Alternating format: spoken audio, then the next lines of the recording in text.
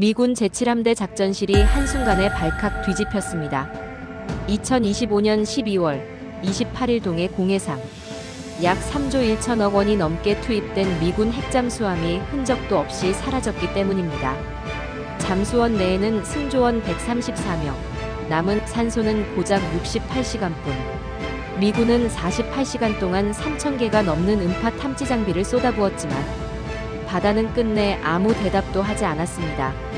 그때 한국 해군이 전혀 다른 해법을 제시하자 미군 장교들은 모두 비웃기만 했습니다.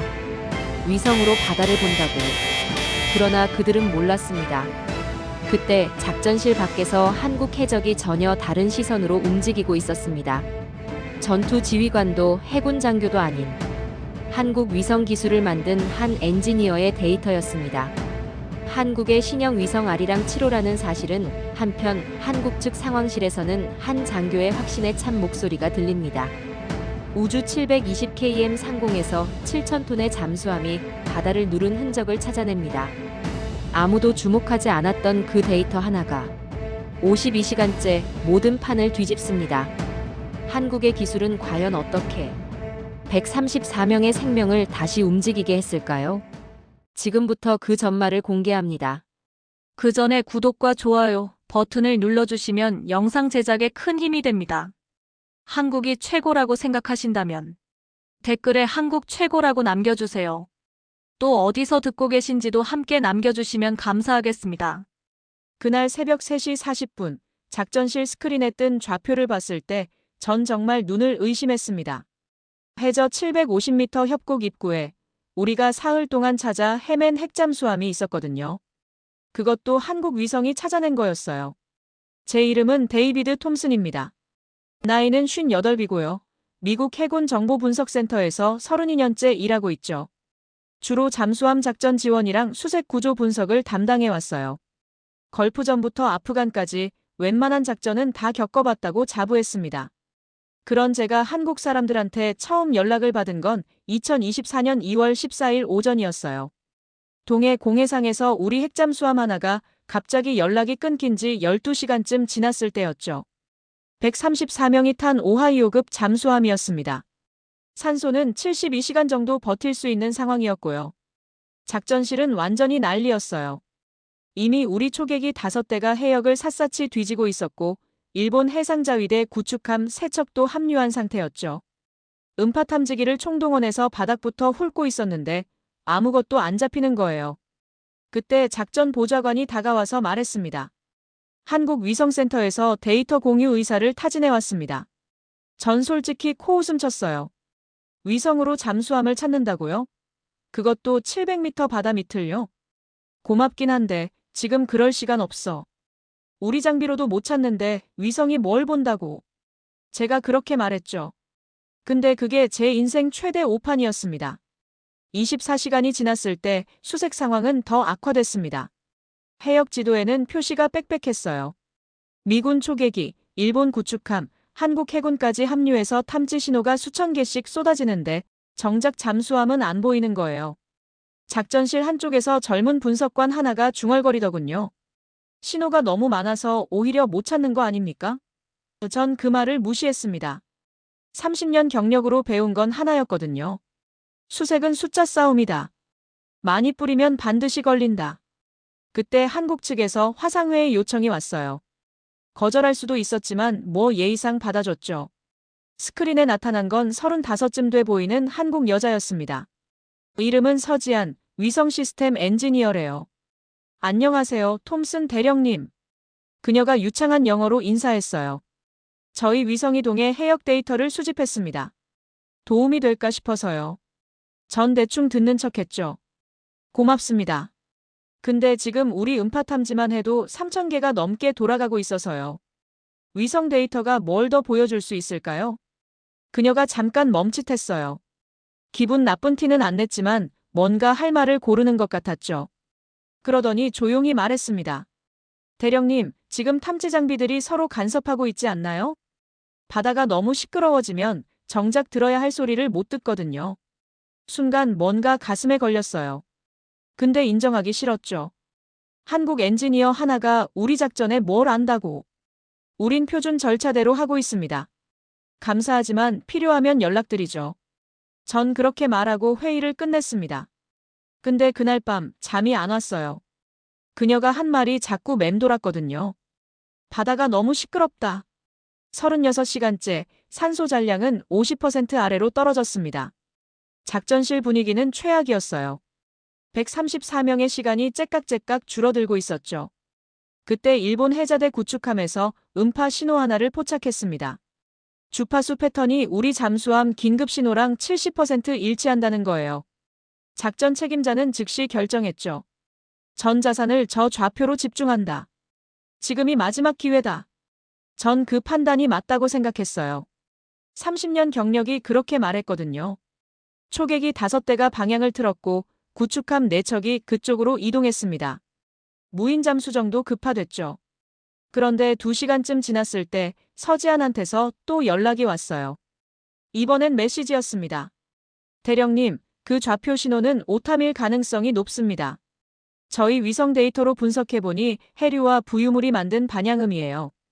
전 화면을 보다가 짜증이 났어요. 지금 우리가 마지막 희망에 매달리고 있는데 한국 엔지니어가 사무실에 앉아서 위성 데이터만 보고 뭘 안다는 거죠? 제가 답장을 쳤습니다.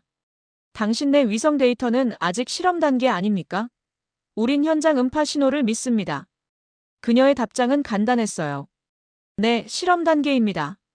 그래서 공식 보고는 못합니다. 그냥 개인적으로 드리는 의견이에요. 전 그 메시지를 닫았습니다. 그리고 작전에 집중했죠. 6시간이 더 흘렀어요. 무인 잠수정이 해저를 샅샅이 뒤졌습니다.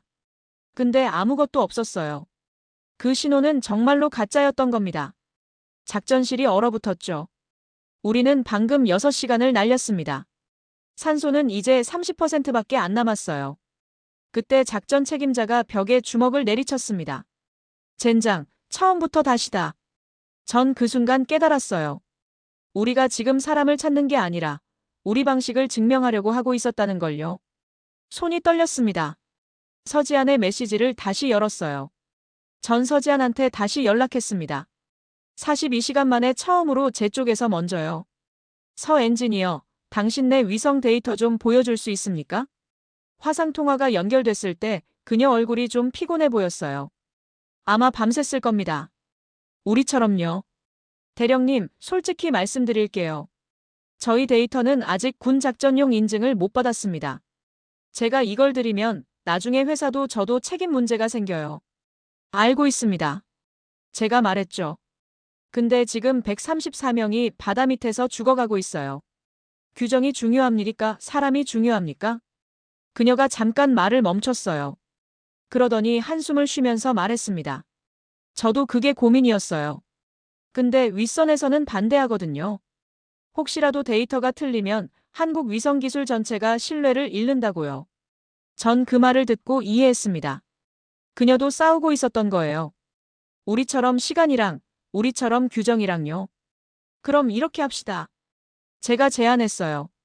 공식 보고서 말고 그냥 기술자 메모로 주세요. 이상 현상 발견했다. 그 정도로만요. 그럼 당신도 책임에서 좀 자유로울 거 아닙니까? 그녀가 고개를 끄덕였습니다. 5분만 주세요.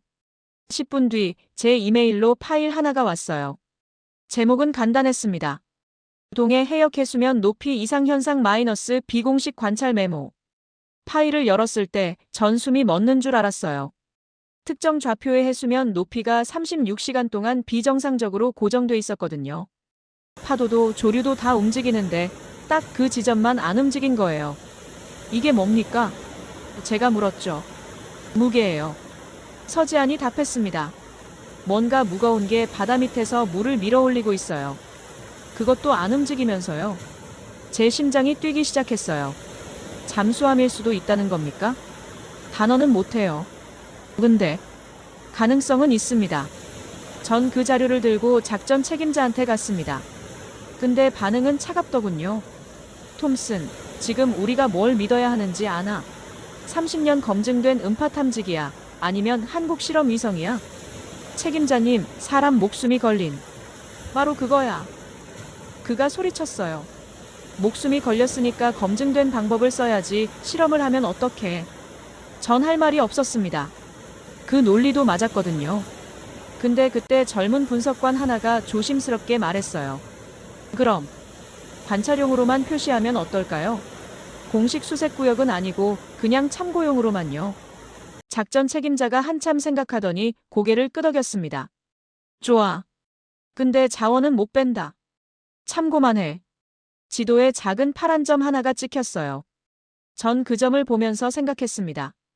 이게 맞아야 하는데. 48시간째 산소는 20%대로 떨어졌습니다. 작전실 모니터에는 130명의 가족들이 기지 앞에 모여있는 생중계가 나오고 있었어요. 어떤 아이는 아빠 사진을 들고 울고 있었죠. 전 그 화면을 못 보겠더군요.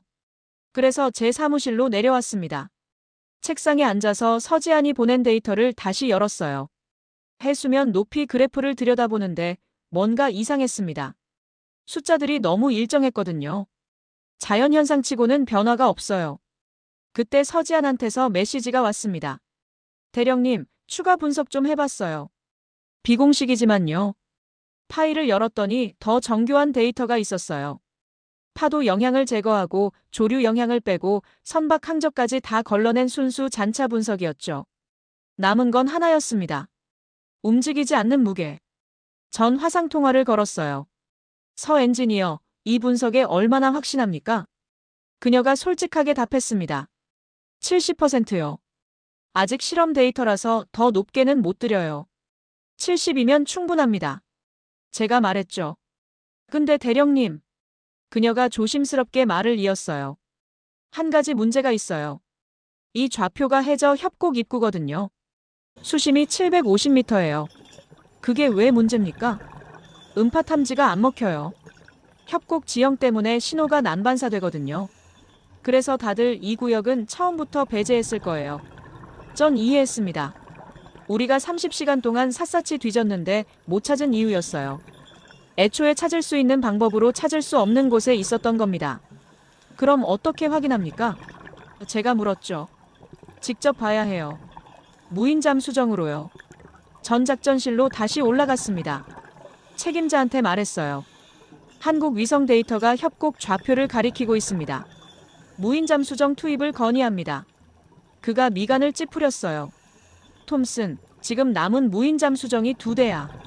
그것도 다른 수색에 다 투입돼 있고 검증 안 된 데이터 때문에 자원을 뺄 순 없어. 그럼 한 대만이라도. 안 돼. 그가 잘라 말했죠. 우린 표준 프로토콜을 따른다. 감으로 작전하는 거 아니야. 전 돌아 나왔습니다. 복도에서 주먹으로 벽을 쳤어요. 그때 휴대폰이 울렸어요. 서지안이었습니다. 대령님, 혹시 제가 직접 가면 안 될까요? 뭐라고요? 저희 회사 연구선이 하나 있어요. 무인 잠수정도 실려 있고요. 비공식으로 그 해역 가서 확인해 볼 수 있을 것 같은데요. 전 깜짝 놀랐어요. 서 엔지니어, 그건 위험합니다. 700m 협곡이에요. 게다가 공해상이고. 전 기술자예요, 대령님. 그녀가 조용히 말했습니다. 제가 만든 데이터가 맞는지 확인하는 건 제 책임이거든요. 전 아무 말도 못했어요. 12시간 뒤 한국 연구선 하나가 동해로 출항했다는 보고를 받았습니다. 54시간째 작전실 분위기는 장례식장 같았습니다. 산소는 이제 15%. 의학 전문가들은 말했어요. 10% 밑으로 떨어지면 의식을 잃기 시작합니다. 전 제 사무실에서 한국 연구선 위치를 계속 확인하고 있었어요. 그들은 협곡 좌표에서 3km 떨어진 곳에 도착해 있었죠. 서지안한테서 음성 통화가 왔습니다. 대령님, 지금 협곡 입구 바로 위에 있어요. 근데 한 가지 부탁이 있습니다. 뭡니까? 지금 이 해역에 탐지 장비가 너무 많아요. 미군 초계기, 일본 구축함, 다 음파 쏘고 있잖아요. 30분만, 딱 30분만 탐지 출력을 낮춰주실 수 있나요? 그게 무슨? 바다가 너무 시끄러워요. 그녀의 목소리가 간절했습니다. 저희 무인 잠수정이 미세한 신호를 잡아야 하는데 지금은 노이즈가 너무 심해요. 제발요. 전 작전실로 뛰어 올라갔습니다. 책임자한테 말했죠. 30분만 탐지 장비 출력을 낮춰야 합니다. 미쳤나, 톰슨? 지금 초 단위로 수색하고 있는데 한국팀이 협곡을 확인하고 있습니다. 제발 기회를 한 번만 주십시오. 책임자가 저를 빤히 쳐다봤어요. 한참 뒤에 말했습니다. 톰슨, 자네 30년 경력 거는 거야? 예. 그가 한숨을 쉬었어요. 좋아. 30분이다. 그 뒤엔 다시 정상 작전으로 복귀한다. 작전 지시가 내려갔습니다. 전탐지 자산, 출력 30%로 감소. 30분간 유지. 바다가 조용해지기 시작했어요. 전 제 사무실로 내려와서 서지안한테 연락했습니다. 30분 확보했습니다. 지금입니다. 고맙습니다, 대령님. 그녀의 화면에는 무인 잠수정 카메라 영상이 나오고 있었어요. 어둠 속으로 천천히 내려가는 모습이요. 수심 100m, 200m, 300m, 600m 지점에서 뭔가 보이기 시작했습니다. 암벽에 긁힌 자국이었어요. 금속성 물질이 바위를 긁고 지나간 흔적이죠. 저거예요. 서지안이 숨을 죽이며 말했습니다. 뭔가 여기로 들어갔어요. 무인 잠수정이 협곡 안으로 들어갔습니다. 700m, 720m. 그때였어요. 카메라 불빛에 검은 금속 표면이 나타났습니다. 선체였어요. 미군 핵잠수함의 선체. 전자리에서 벌떡 일어났습니다. 손이 떨려서 전화기를 제대로 못 잡을 정도였죠. 찾았습니다. 제가 소리쳤어요. 찾았어요. 카메라가 천천히 움직이면서 전체를 비췄습니다. 선체 손상 없음. 침수 흔적 없음. 해치봉인 상태 양호. 그리고 선체 표면에 희미하게 빛나는 비상등이 보였어요. 살아있다는 신호였습니다. 전 작전실로 뛰어 올라갔어요. 문을 박차고 들어가서 소리쳤습니다. 찾았습니다. 좌표 37도 42분, 동경 132도 5분, 수심 745m. 작전실이 순간 조용해졌다가 다음 순간 폭발했습니다. 사람들이 환호했어요. 누군가는 울었고 누군가는 서로 껴안았죠. 책임자가 저한테 다가왔습니다. 그리고 악수를 청했어요. 잘했네, 톰슨. 자네 판단이 134명을 살렸어. 전 고개를 저었습니다. 제가 아닙니다. 한국 엔지니어가 살렸습니다. 구조작전은 즉시 시작됐습니다. 심해 구조정 2대가 긴급 출동했고 미군 특수구조팀이 투입됐어요. 협곡이라는 게 문제였죠. 좁고 깊어서 접근이 쉽지 않았거든요. 서지안의 연구선은 그대로 현장에 남았습니다. 그들의 무인 잠수정이 길잡이 역할을 했어요. 협곡 입구부터 잠수함까지 가는 경로를 실시간으로 안내했죠. 좌측 15도 회전, 암벽 돌출 주의. 서지안의 목소리가 작전 채널에 계속 들렸습니다. 수심 690m 지점, 해류 강해집니다. 속도 낮추세요. 미군 구조정 조종사가 감탄하더군요. 이 사람들 협곡 지형을 완전히 파악하고 있네요. 전 그 말을 듣고 알았어요. 그들이 그냥 위성 데이터만 본 게 아니었다는 걸요.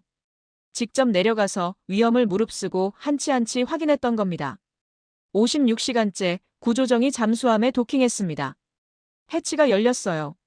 첫 번째로 나온 건 부함장이었습니다. 얼굴이 창백했지만 살아있었어요.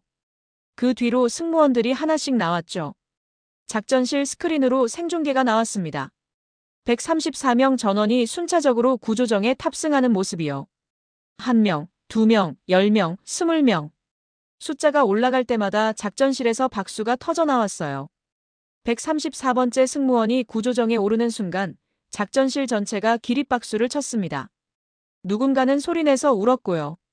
전 그 순간 서지안한테 전화를 걸었어요. 서 엔지니어, 전원 구조 성공입니다. 한참 침묵이 흘렀습니다. 그러더니 그녀의 떨리는 목소리가 들렸어요. 다행이네요. 다행이 아닙니다. 제가 말했죠. 당신이 살린 겁니다. 아니에요, 대령님. 그녀가 조용히 답했습니다. 저희는 그냥 눈을 만들었을 뿐이에요. 보는 방법을 바꾼 건 대령님이셨잖아요. 전 할 말을 잃었습니다. 이틀 뒤 공식 브리핑이 열렸어요. 국방부 대변인이 기자들 앞에서 말했죠. 이번 구조작전은 다국적 협력의 모범 사례입니다. 미군의 신속한 대응, 일본 해자대의 적극적 지원, 그리고 첨단 분석 기법의 활용이 빛을 발했습니다. 한국 위성 이야기는 짧게 나왔어요. 동맹국의 기술 협력 정도로요.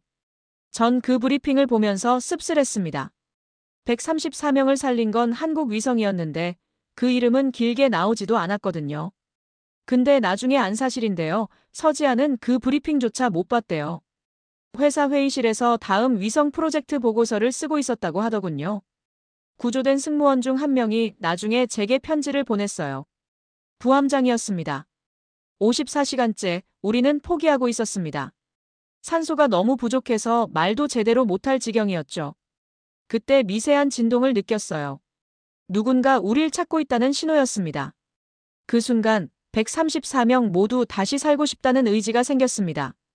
우리를 찾아준 모든 분들께 감사드립니다. 전 그 편지를 읽으면서 서지한 얼굴이 떠올랐어요. 규정을 어기면서까지 책임을 감수하면서까지 직접 바다로 나갔던 그 여자요. 그녀는 영웅 대접을 받지 못했습니다. 상도 못 받았죠. 근데 134개의 심장이 다시 뛰게 만들었어요. 그게 더 큰 의미 아니겠습니까? 구조작전이 끝나고 석 달쯤 지났을 때 전 한국에 갔습니다. 개인 휴가를 내서요. 서지안을 만나고 싶었거든요. 그녀의 회사는 대전에 있었어요. 생각보다 소박한 건물이었죠. 삼성이나 LG 같은 대기업 연구소를 상상했는데 7층짜리 평범한 사옥이었습니다. 로비에서 기다리는데 서지안이 나타났어요. 청바지에 후드티 차림이었죠. 영상통화로만 보다가 직접 보니까 더 어려 보이더군요. 대령님, 한국까지 오실 줄은 몰랐네요. 그녀가 웃으며 악수를 청했습니다. 고맙다는 말하러 왔습니다. 제가 말했죠. 그녀가 회의실로 안내했어요. 창문 너머로 작은 연구동이 보였습니다. 저기서 위성 데이터를 분석했어요. 그녀가 가리켰죠. 밤새워서요. 전 그 건물을 보면서 물었습니다. 후회는 안 합니까? 규정 어기고 위험 감수하고. 후회요? 그녀가 고개를 저었어요. 아니요. 전 엔지니어거든요. 제가 만든 게 제대로 작동하는지 확인하는 건 당연한 거잖아요. 그래도 책임 문제 때문에 회사에서 경고는 받았어요. 그녀가 담담하게 말했습니다. 근데 뭐 사람 목숨이랑 비교하면 아무것도 아니죠. 전 그 순간 깨달았어요.